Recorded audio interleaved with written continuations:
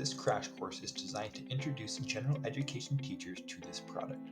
To get started, simply type in a name and hit enter.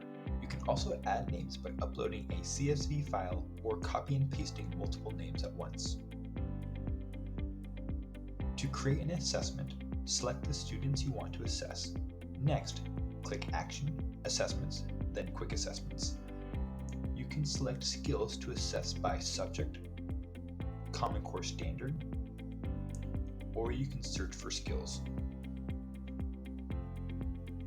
After selecting the number of questions to ask per target skill, give your assessment a name and click Generate Assessment.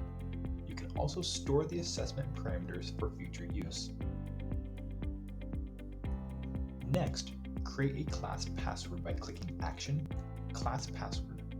Students will use this password and their ID for logging into their assessments.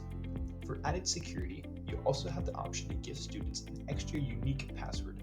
However, most users avoid this in order to maintain simplicity.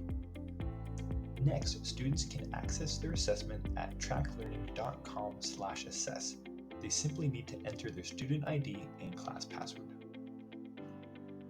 They can now select their assessment and begin. Answers are submitted one at a time. Many questions, especially questions designed for students at lower grade levels, will have audio recordings that read the question to the student.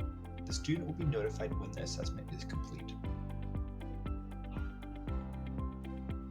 Next, let's return to your account.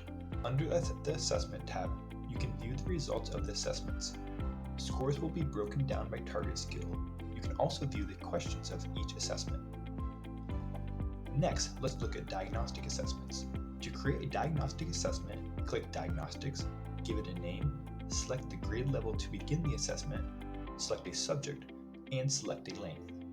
Longer assessments are more accurate but require a greater time commitment. You can also have different students start at different grade levels. If a grade level is not selected for a student, the assessment will not be created for them. After an assessment is complete, you can view the results by clicking View and selecting the student's name. You can then see what skills they passed and failed, as well as see their predicted grade level.